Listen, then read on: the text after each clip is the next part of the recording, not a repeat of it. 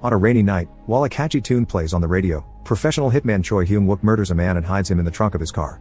The victim's suitcase is abandoned in the middle of the street, only to be taken by a mysterious person right after the car drives away. Meanwhile, in a small apartment in the same neighborhood, poor actor Yoon Jae-sung burns all his photographs and gets ready to hang himself, feeling like he has nothing left to live for and nobody will notice he's gone.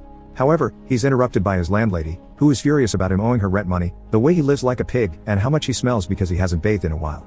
After finding a debt notice from his health insurance that he puts away in his pocket, Jae-sung decides he should at least kill himself in a clean state and goes to a public bathhouse, where he sees Hyung-wook washing next to him and notices his very expensive watch. Suddenly, Hyung-wook slips on some soap and falls unconscious when his head hits the floor, losing his locker key as he falls. Thinking about the very expensive things this rich man may keep in his locker, Jae-sung takes advantage of the situation and changes his key with Hyung-wook's. When paramedic Kang Ri-na comes to take Hyung-wook away, they take Jae-sung's things with them, and as soon as they're gone, Jae-sung gets to open Hyung-wook's locker and be amazed by its contents. Deciding he deserves at least one last day of luxury before killing himself, Jae-sung puts on Hyung-wook's suit and finds his car, which he drives around town to visit his landlady and every shop he owes money to in order to pay his debts with the money he's stolen. He even visits a girl from the theater he used to work at, and after he pays back the money she had lent him, she tells him she's getting married soon, which breaks his heart. Jae-sung realizes using Hyung-wook's things won't magically fix his life and puts it all back in a bag that he takes to the hospital. The plan is to exchange his stuff for Hyung-wook's while he's sleeping, but the man wakes up right before he can do anything. It turns out Hyung-wook is now an amnesiac and is calling himself Jae-sung because that's the name they found on the health insurance letter, but it doesn't sound right to him. He asks the real Jae-sung if he knows him, but Jae-sung panics and leaves with the bag. Now that he's feeling better, Hyung-wook is allowed to leave the hospital, except he only has $2 under Jae-sung's name and his health insurance has expired, so he can't pay the bill. When Ri-na comes to check on him, he asks her if she can lend him the money and he can pay her back later when he finds his home by following the address on the letter. Ri-na is a bit hesitant but accepts, paying for everything before driving him back to his apartment. On the way there, they're surprised to see that the letter says he's 32 years old, because he looks much older than that.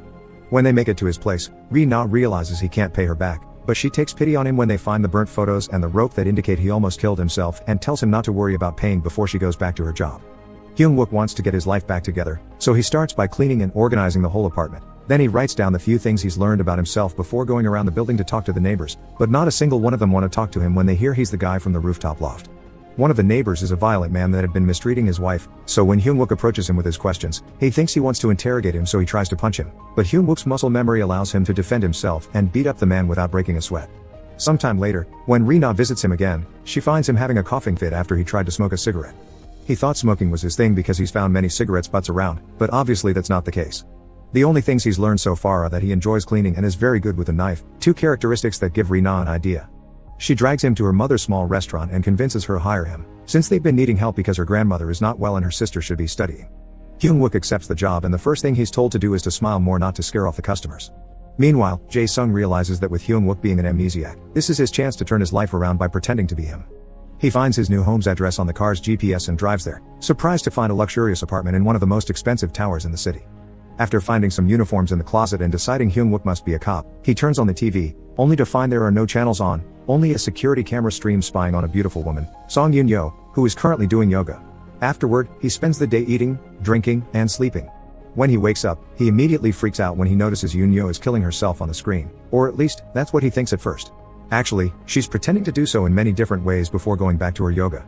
Then, Jae-sung searches the house for more food and finds a box full of money, which he uses to order a whole feast for himself. He also decides to grab a bottle of wine from Hyung-wook's collection, only to find a secret room behind the wall when he pulls the right bottle. This room is filled with weapons, fake IDs, phones, and more security cameras that follow Yoon-yo, which makes him believe even more that Hyung-wook is a cop, especially when he finds the notes he has on Yoon-yo. She was the one to go to the police with a pen drive filled with information about the illegal activities of the company she used to work for, so she's now under witness protection. Since Hyung-wook can't protect her now, Jae-sung decides he should do it instead, but to do that he needs to know where she is. Watching her on the screen, she notices the same delivery guy that brought his own food and realizes she lives in the same building as he does, so he starts walking through every floor and ringing every doorbell to find her, but he fails, not noticing he accidentally missed a door at the end of a hallway.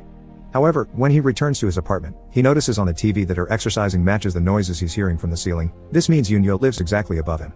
He goes to see her and introduce himself under the excuse neighbors should know each other, but after apologizing for the noise, she simply closes the door on his face. Back in the restaurant, Hyung-wook is a success. His skills with the knife allow him to make food with the most beautiful presentation, and that attracts a whole new wave of clients to their business. One evening, when turning a new page on the calendar, he discovers there's an appointment made on the 25th and decides to go to see if he can learn more about himself. This appointment turns out to be meeting with some producers that pick up a bunch of actors in their van to act as extras in their shows. Hyun-wook tries his best at various roles, but he is awful at all of them. At the end of day, after getting paid, he can't help noticing that his name on the producer's paperwork has an old address listed, which is Jae-sung's father's barbershop. He goes to visit the man only to hear him complain about what a loser his son is, although the calendar on the wall reveals he's been praying for his success. So Hyun-wook leaves without saying anything to him, but also deciding he would become a good actor to make his father proud. In the meantime, Jae-sung starts following Yoon-yo around, trying to make it seem like they come across each other by accident. One day, when she's visiting her mother at the hospital, he notices one of the men from her old company is following her, so Jae-sung grabs her and takes her to his car, where she can hide safely thanks to the tinted windows, but she continues to be wary of him. When Thursday comes, Jae-sung sees her packing her things and taking the suitcase with her to the middle of the street, as if she was waiting for someone, but nobody comes. From then on, both Jae-sung and Hyun-wook start working hard on their new lives. While still working at the restaurant, Hyun-wook trains to become a better actor using various techniques like reading about method acting, practicing better pronunciation, and a rigorous exercising regime. Jae-sung continues to follow Yoon-yo around and pretending to bump into her by accident, slowly gaining her trust and friendship. Eventually they even start hanging out together, and to help her have fun without leaving the building and putting herself in danger, he sends her gifts in the form of puzzles, and even uses a projector to play movies under the darkness of the building staircase. The two of them slowly begin falling in love with each other, but Jae-sung still doesn't understand why every Thursday she stands in the middle of the street with her suitcase, waiting for someone that doesn't come.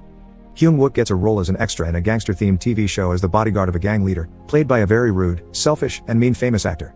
He takes his role too seriously and shows off his martial arts skills by protecting the leader from all the attackers, which is a big deviation from the script because obviously the star is the one that should beat up the bad guys.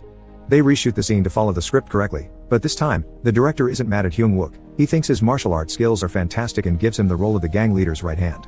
When the time comes for him to finally say his first line on the screen, he butchers it and only says a few words, but the director loves it and keeps it, thinking it has a certain impact to the character. The director's praise for Hyun-wook makes the main star incredibly jealous. Hyun-wook's action scenes make him extremely popular among the public, getting him attention from fans on the streets and the restaurant, which causes Ri-na to decide to become his agent. His popularity reaches such a stage that the writers decide to make his role bigger and his character starts having an affair with the leader's girlfriend, making the main actor even more jealous. When the day for his character to die comes, the gang leader hits him for real instead of pretending as an actor, but Hyun-wook uses it in his favor to make the scene more realistic.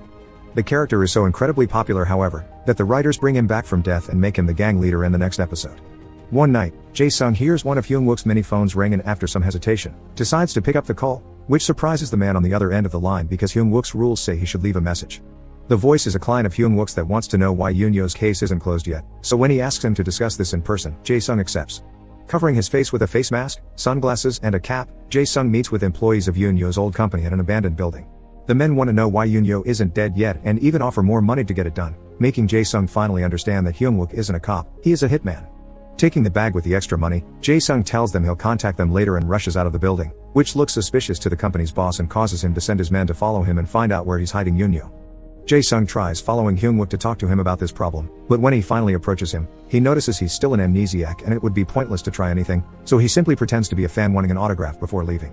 When going back to work, Hyun-wook discovers he isn't as good at shooting romantic scenes as he is with action scenes, causing the director to get very frustrated with him. He doesn't remember experiencing any kind of love in his life, but he's still determined to get rid of his awkwardness towards the subject, so he asks Ri-na to help him by kissing him. At first, she refuses, but after he shows gratitude for all the way she's already helped him and tells her she's beautiful, she decides to help him with this as well. They end up making out in the street, and all the emotions he feels while kissing her, Hyun-wook later uses in the scene, earning the director's approval. When Ri-na sees the kiss on TV, she gets very jealous, so Hyun-wook tries to distract her by taking her and her family on a picnic. Another Thursday comes and Yoon-yo goes out to the street to wait again, but this time, she's approached by Jae-sung, who tells her the man she's waiting for won't come and even if he did, he would put her in danger. To make her believe his words, he tells her he's a cop that has been assigned to protect her, but he now cares about her and cannot watch from afar any longer. Jae-sung hugs Yoon-yo, causing the spying company men that had hired Hyun-wook to think they're having an affair, so their boss asks them to hire someone else to take care of both. Since the men can't decide who the next best hitman is, they decide to call all four of them and hire whoever arrives first. What they don't know, however, is that all those hitmen they've heard about are just Hyun-wook's other names and they're calling his many different phones that he keeps in the apartment. Hyun-wook, Ri-na, and her family have a great time together on the picnic, and don't return home until night falls. It's started to rain and the radio is playing the same catchy tune from the beginning as Ri-na stops the van in front of a red light at the same spot Hyun-wook had heard that song many weeks ago. This combination of factors finally trigger his mind into remembering his old life, so after saying his goodbyes to Ri-na, he returns to his old apartment, discovering all the messages on his phones requesting him to kill Yoon-yo and Jae-sung, who Hyun-wook quickly remembers as the guy from the bathhouse and the hospital. On the security cameras, he sees Jae-sung take Yoon-yo away, so Hyung-wook changes into his old clothes, reclaims his car, and follows them into an apartment Jae-sung's recently rented to hide away from him and the company man. Jae-sung tries to keep him out of their place, but Hyung-wook kicks him off and scolds Yoon-yo for having left the apartment, which isn't what they had agreed on. When Yoon-yo points out she didn't know what to do because he never showed up, Hyung-wook explains what happened to him before correcting Jae-sung's accusations of being a hitman. Hyung-wook isn't an actual assassin, he just pretends to kill his victims, while in reality, the assassination is all an act made with fake weapons and fake blood, which explains why Yoon-yo had been practicing how to die while doing yoga. What Hyung-wook actually does is share the money he's been paid for these assassinations and shares it with the victims, providing them fake documents and a way to escape and get a new life away from the people that wants them dead. The mysterious person from that rainy night that took the suitcase had been the victim himself getting ready to leave, and this is why Yoon-yo would wait with the suitcase as well. Hyung-wook thinks they should go ahead with the plan and get Yoon-yo out of the country. When she mentions she wants Jae-sung to come with her, he tells him he shouldn't go because he's a good for nothing that nobody will miss. This angers Hyung-wook, who tells Jae-sung he's been enjoying having his life because it's been a dream he could have never gotten on his own, and reminds him his father still believes in him. Thinking of this dream life he's always wanted and now he can have, Hyung-wook decides to make a plan so all three of them can disappear under new identities. He calls the company man and asks them to meet them at an abandoned building, where the three of them will be faking their deaths. Before going there however, Hyung-wook wishes goodbye to Ri-na, telling her he's quitting and they can't be friends anymore for her own safety. This hurts her deeply, but it's not enough to stop her from following Hyung-wook when he leaves the apartment in order to find out why he's suddenly acting like this. At the abandoned building, the company men watch Jae-sung stab Yoon-yo and hide her body behind a piece of wall before he takes a fake pen drive she had in her pocket and tosses it at them, calling their deal over.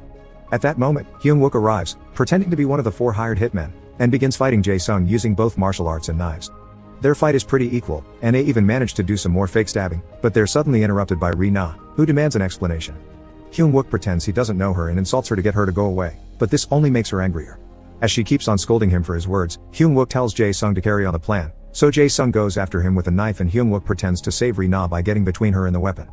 Now they are together on the right spot, Yoon-yo presses a button on a special remote control and drops a factory container on top of them, making it seem as if they have been crushed when actually the container is hollow and they're safely standing inside of it. To make it all more believable, they release a stream of fake blood that comes out from under the container. This is enough for the company men to believe they're dead, and they leave with the pen drive, thinking it's the real one. Relieved to see each other alive, Jae-sung and Yoon-yo hug and finally kiss while Hyung-wook follows a very upset Ri-na out of the building. He apologizes for having shocked her like this and reveals his real age is 45, which makes him quite older than her. Ri-na freaks out when hearing this, but now understands better why he thought they couldn't be together. That's a talk for later though, because right now, she needs to take him somewhere important. Ri-na drives Hyung-wook to an amusement park where his TV show is being recorded. Hyung-wook is supposed to shoot a scene where his character breaks up with his girlfriend for the sake of her safety, but he changes the script and tells her he wants to leave his old life behind and be with her instead, all the while glancing at Ri-na so she can see he means the speech to be for her. This makes her incredibly happy, and as she nods to let him know she accepts his feelings, the director decides he likes this version of the scene better and decides to keep it. Afterward, Hyung-wook goes back to working at the restaurant, where he's been accepted as part of the family. He also continues to work as an actor, and when the time comes for him to fight an enemy in the story, he's delighted to learn it'll be Jae-sung, so now they can work together as a team.